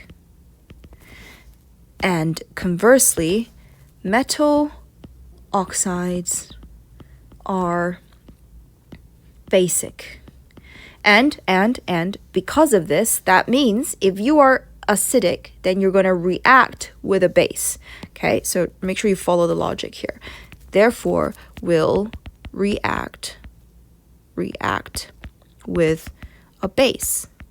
And for the metal oxides, since they're basic, they will react with acid. Agree with this so far? Yes? Will react with acid, because it will react to neutralize, right? It's going to react with acid. So get that basic first. Now we're going to highlight based on pink and blue. Pink is acidic, blue is basic. Who is acidic and who is basic? Okay, so let's start with the bases first. I hope you guys know that sodium hydroxide is like the most basic thing out there. Okay, so sodium hydroxide is definitely a base. And let's keep reading. Aluminium oxide reacts with both dilute hydrochloric acid and aqueous sodium hydroxide. So sodium hydroxide is a base again. I'm just going to highlight all of the sodium hydroxide so that we can kind of, have that there. And then similarly, for the acids, who are acids here? Obviously, dilute hydrochloric acid, because it's an acid. Dilute hydrochloric, these are the acids here, right? Acid again. Okay, now not done yet. What about calcium oxide? Is this acidic or basic? You tell me. Calcium is a metal, and this is a metal oxide. Metal oxides are basic. Therefore, I'm going to color this blue. Agree? Calcium oxide is basic. And what about copper oxide? Copper is a metal oxide again. That's basic again. So this is basic. Okay, and then sulfur dioxide. If you look in the periodic table, which I actually have down here, sulfur is over here. is over here. It's definitely on this side of the stairs, and that makes it a non-metal. Get it? Because everything on the right-hand side of the stairs is a non-metal. So therefore, you'll agree with me that sulfur dioxide, since it's a non-metal oxide, it is therefore acidic. Agree? Okay. And one last thing is I skipped aluminium oxide here. Aluminium oxide is special. It's something called amphoteric. It means that it will react with both. It will react with both acid or base. So therefore, I'm going to color it purple. So now things start to show a bit of pattern. Do you see that? Because if this is amphoteric, means that it can react with both acid or base, therefore it will react with both an acid or a base, therefore 1 is okay. 1 is correct. Okay, 1 is correct. Let's tick that. Let's use green. Okay, 1 is correct. Number 2, calcium oxide reacts with both dilute hydrochloric acid and sodium hydroxide. I don't think so. Blue will only react with red, right? Because it's only the opposite. It can only react with the opposite. But so it will not react with this. So therefore 2 is wrong. Clear? And number 3, blue reacts with the red. That is correct because it reacts with the opposite, and will not react with the blue. That is correct because blue will not react with blue. So therefore it is correct. And last one, 4, sulfur dioxide does not react with either the red or the blue. That's not true. The red will react with the blue. Okay, and you get it. The acid will react with the base. So therefore, that's wrong. And therefore, the answer is 1 and 3, which is B. Okay, so it feels confusing, guys. But once you know the basics, the really fundamental about what's an acidic, what's basic, and that acids will only react with bases, you know the opposite because of neutralization, then you can tackle this question. You can do it. Okay, question 27. Which statement about elements in period 3 of the periodic table is correct? Okie dokie. So let us find period 3 in the periodic table. This is period 1, right? This is period 1. This is period 2. This period 2. And this, just over there, is period 3. Agree? So I'm actually going to get rid of 1 and 2 after I've shown you that. Just this one is period 3. Okay. So aluminium is a non-metal. Aluminium is in period 3. It's definitely a metal, guys. It's definitely a metal. Okay, in fact, it's blue. See, the green is the stairs. The left side of the stairs, the blue ones, those are all metals. Right-hand side of the stairs, the yellow ones, those are all non-metals. Remember the very basics, right? So therefore, aluminium is definitely not a non-metal. It is a metal, so therefore A is wrong. And then B, argon, which is over here, argon is in group 8, yes it is, and has 8 electrons in its outer shell. That is correct. That is very, very correct. C, magnesium is in group 2. Yes, it is. This is group 1, group 2, right? Like groups are going down. It's in group 2 and has 3 no, it doesn't. If it's in group 2, it has 2 electrons in the outer shell, right? There should be 2 electrons in the outer shell. 2. So this is wrong. And then finally, sulfur is a metal in group 6. Let's find sulfur first. Okay, it's in group 6. Yes, it is. This is group 1, group 2, group 3, group 4, group 5, group 6, group 7, group 8, right? So sulfur, yes, it is in group 6. It's not a metal, though. It's a non-metal because it's on the right-hand side of the stairs. So therefore, it's wrong. So easy. Okay, question 28. Which row describes the structure of group 7 elements and the trend in their reactivity down the group? Okay, so group 7, remember, periods go across, whereas group go down. So this is group 7 is basically these ones here. These ones, the halogens, right?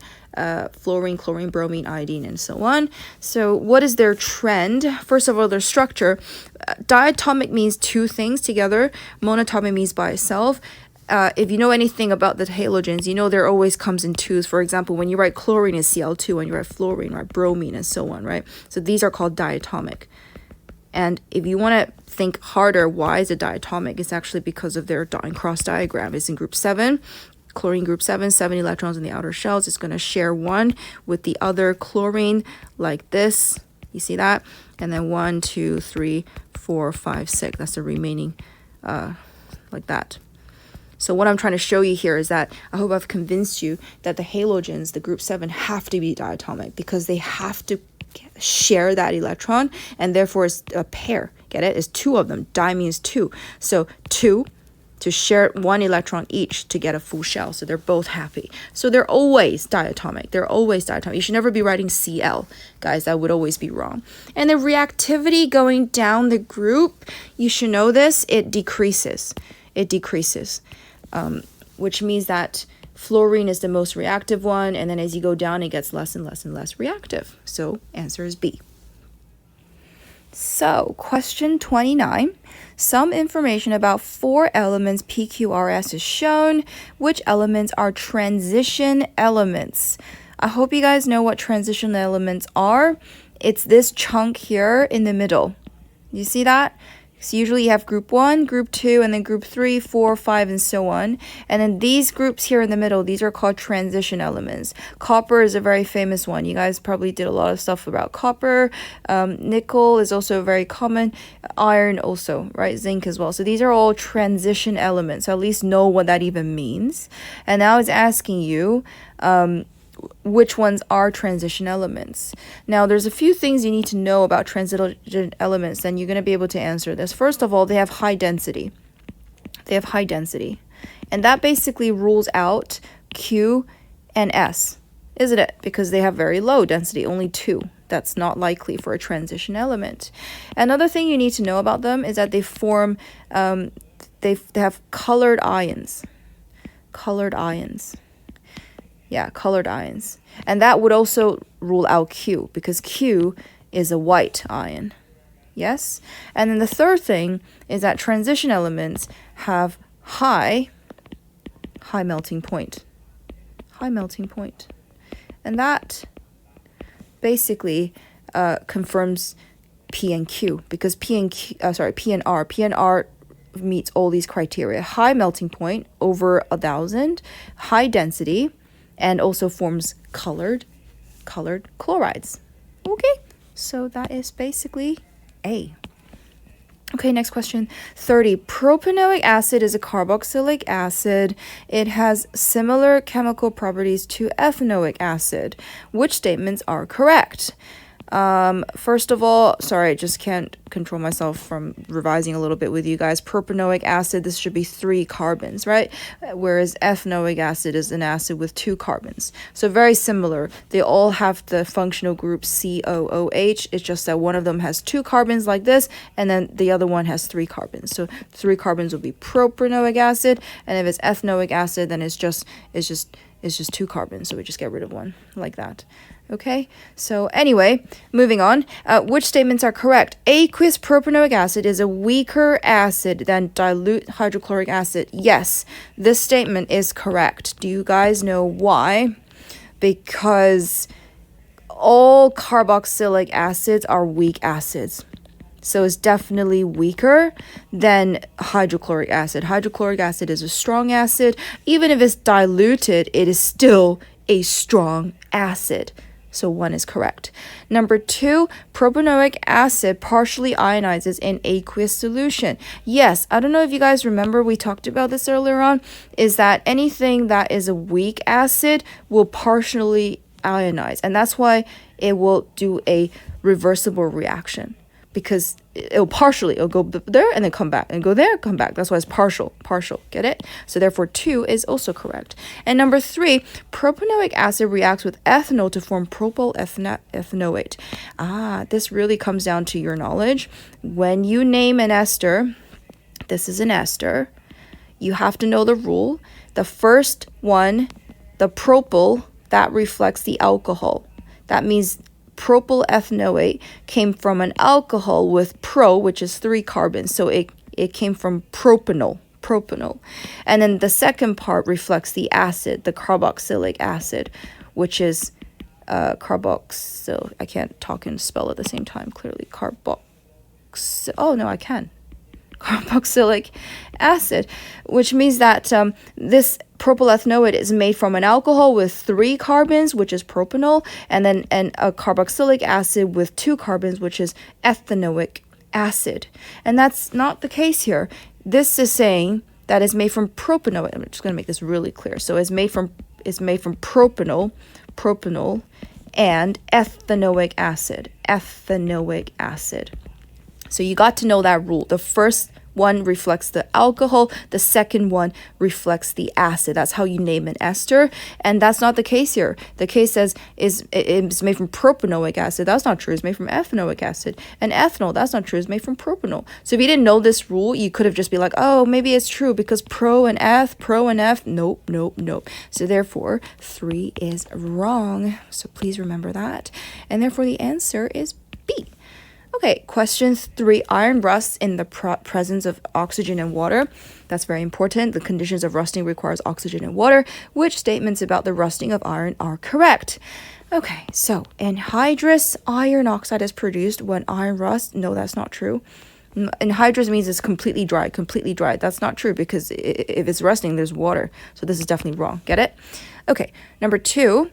Iron rusts more quickly when attached to a piece of zinc because zinc is actually higher than iron in the reactivity series, so zinc will actually be sacrificed and therefore react to the oxygen instead of iron because it is more reactive than iron. So therefore iron actually rusts less quickly. So this is also wrong. 3, coating the iron with plastic prevents iron from rusting. Yes, that's a barrier method. And number 4, iron loses electrons when it rusts. Yes, it does. Do you guys know why? Because when you lose electrons, you are oxidized. And rusting is an oxidizing process because it's reacting with oxygen. Iron is reacting with the oxygen, is gaining the oxygen, and therefore is oxidized. And then according to oil, when you lose electron, the L, you are oxidized. So therefore, the answer is 3 and 4. Question 32. An iron nail is added to aqueous copper sulfate and a different iron nail is added to aqueous magnesium sulfate. And then the results are shown here. So you have the iron nail, which is in either aqueous copper sulfate or aqueous magnesium sulfate, and then what you see.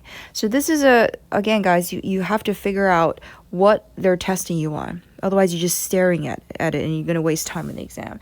This is testing you on reactivity series. Now, you're going to find these things in the reactivity series. So iron is where? It is here. There's iron, yeah? And then the copper is less reactive than iron.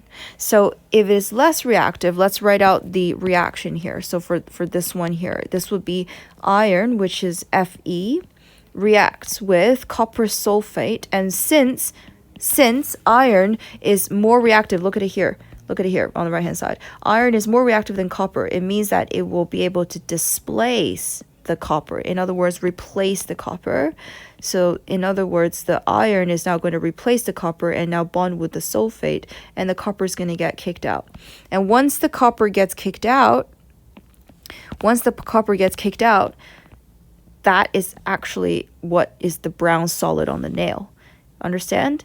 Because guys, this is not going to be a solid. The only thing that's a solid is the copper that's been displaced. So you need to have a knowledge of the reactivity series to appreciate what is happening here and therefore know that copper is displaced, which is what makes the brown solid. So I hope that helps you to make sense of it. So similarly then, if we look at this one, iron nail and magnesium sulfate. So iron is already highlighted in pink on the right hand side, and then magnesium is up here. So magnesium is more reactive. So let's write out the equation then. So in this case, it is going to be iron plus magnesium sulfate. Now the question is iron going to be reactive enough to kick out, to displace the magnesium? No, it isn't, because magnesium is more reactive. And since it's more reactive, then therefore nothing happens. And that's why nothing happens. No reaction. Understand? Okay, so now we're going to answer the question. So which statement is correct? Copper atoms are oxidized more easily than magnesium atoms? No, it's not.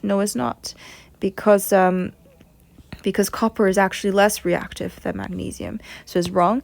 B, copper atoms are reduced more easily than iron ions. Nope. Iron atoms are oxidized more easily than copper atoms. This is correct. And the reason it's more correct is because of this reaction. So let's have a look, because there's all these words that's saying oxidize and reduce, which is making me want to explain it to you better. So look at the iron here. Okay, so the iron here has 0 charge, has got a charge of 0. And then over here, it's got a charge of 2 plus. The reason iron has a charge of 2 plus is because sulfate has a charge of 2 minus. Agree? So it went from, looking at just the iron, guys, I'm just going to highlight the iron. It went from 0 to 2 plus. If it went from 0 to 2 plus, has it gained or lost electrons? Tell me. It has lost 2 electrons. Agree? Because it's become 2 positive now. It's lost a 2 negative charge. And if you've lost electrons, that makes it oil. Oxidation is lost. So therefore, it is oxidized. It is oxidized. And that's why it says here, iron atoms are oxidized more easily than copper atoms. And that's why the answer is C. So the word oxidize is sort of like another word for being more reactive. But you need to know that why they're using the word oxidize here, because it reacts by being oxidized, by losing those 2 electrons. Okay? Question 33, which pollutant leads to the oxygenation of water in ponds and lakes? So if you did your revision, especially in biology, you should know that this is a process called what now? Starts with E, U-T-R, eutrophication. And it is all due to the fertilizers, which is mainly nitrates and phosphates. So the answer is A. So please note the process of eutrophication. It kills the ponds basically, because it makes it a very deoxygenated environment, and that's what results in the death of a lot of the fish. And 34, which statement identifies a sample of water as pure? Pure.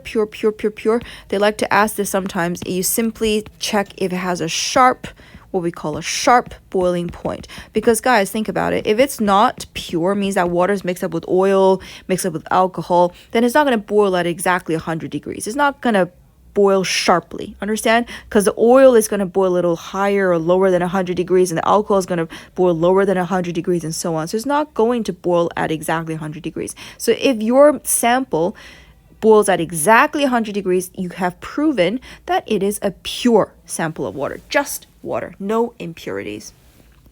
Right, so question 35 says oxides of nitrogen are produced by car engines.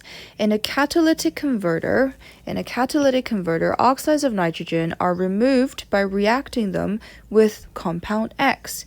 And it tells you to pick the right choice in the table below. So let's talk a little bit about catalytic converters. So in a car, what happens is the nitrogen, which is in the air, you know that air is almost 79% nitrogen, right? When it gets sucked into the car, it will also, well, there's also oxygen in the air, right? So when these two get sucked into the car, they will undergo a reaction because it's really hot, the engine inside, and it's going to produce oxides of nitrogen, which is very toxic. It's a greenhouse gas. It can cause acid rain. It's a pollutant. It's toxic. It's not good. So you don't want the car to release back out these oxides of nitrogen like NO2 and N2O and things like that. You don't want that to happen. So what they do now is they install this catalytic converter, and what it does is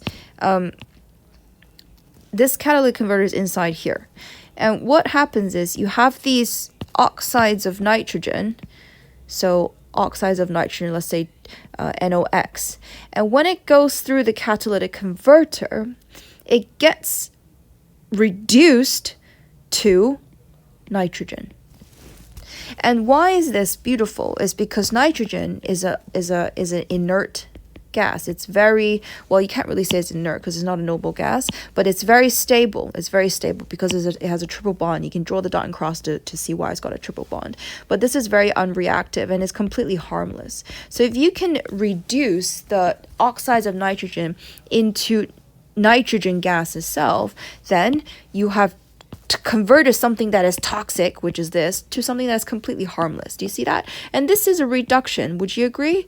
Because it's lost oxygen. It's really obvious, right? It's a nitrogen oxide, and then it's just nitrogen here. So it's a reduction reaction. So just by that, I can eliminate A and B. I hope you'll agree with me. Now, the second thing is, nothing happens for free. So the fact that it's being reduced, it means that something in here, in the catalytic converter, needs to pick up that oxygen that's been dropped off by the nitrogen oxide. Do you see that? So this nitrogen oxide is going to drop off the oxygen. So who that is X. So X is in here. And what X is what X is it's carbon monoxide. The reason why it's carbon monoxide is because carbon monoxide is able to pick up that oxygen and then convert it into CO2. You see, do you understand that? Carbon monoxide is very happy to gain another oxygen and therefore becomes carbon dioxide, which is also for most intents and purposes harmless. So it will get converted into carbon dioxide. So therefore you start off with something very toxic and then you end up with something that's completely harmless and something that is a lot less toxic, which is carbon dioxide.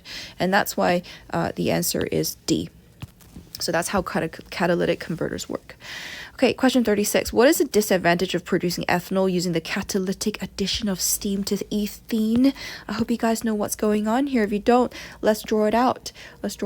So let's draw this reaction. Okay, so what's happening is you are producing ethanol. Ethanol is 2 carbons, and then OL means that it's got an OH group, agree?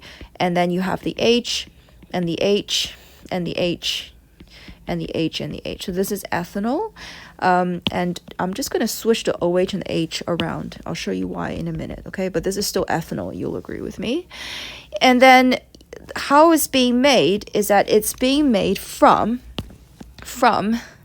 ethene and steam.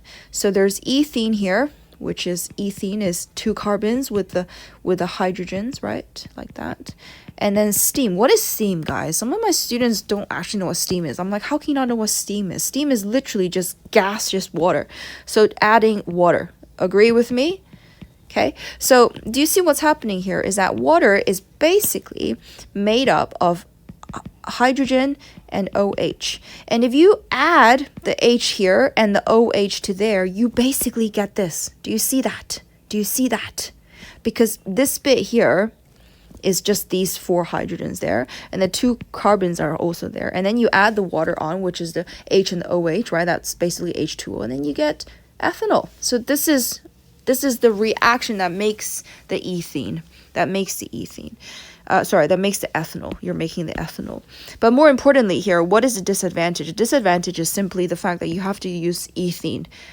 And ethene is a non-renewable raw material because it comes from what? It comes from the cracking of crude oils, isn't it? And that's crude oil is definitely non-renewable. So therefore the answer is C. Is that clear? Okay. And then finally, which statement about the polymer PET is correct? It can be broken down into its monomers and repolarized. Yes, that's basically A. Very simple. Last page, guys. We're almost there. So question 38. The formula of 5 compounds are listed below. 1, 2, 3, 4, 5. Which compounds are in the same homologous series? Do you guys know what homologous series means? It means like the same functional group. Everyone has the same functional group. For example, alkanes all have the same functional group. Alkanes will be one homologous series. Alkenes will be a different homologous series. Alcohols. Yeah, and then there's carboxylic acids. So let's try to identify this one. The first one is, can you tell me what that is? This looks like a CnH2n plus 2 to me, and hence this is a big fat alkane. In fact, it is butane, isn't it? So it's an alkane, isn't it? Yeah, because it's 4. Bute is 4.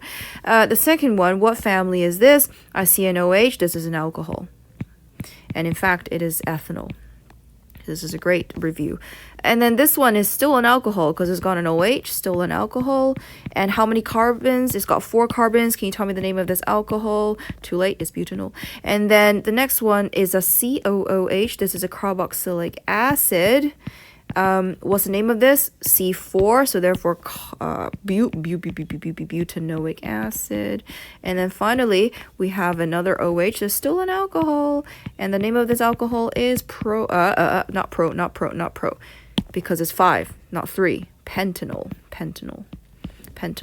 And now can you tell me who is in the same homologous series, basically the same family? It's got to be the alcohols, right? Because there's 3 alcohols here. 2, 3, 5. 2, 3, 5. So the answer is a B.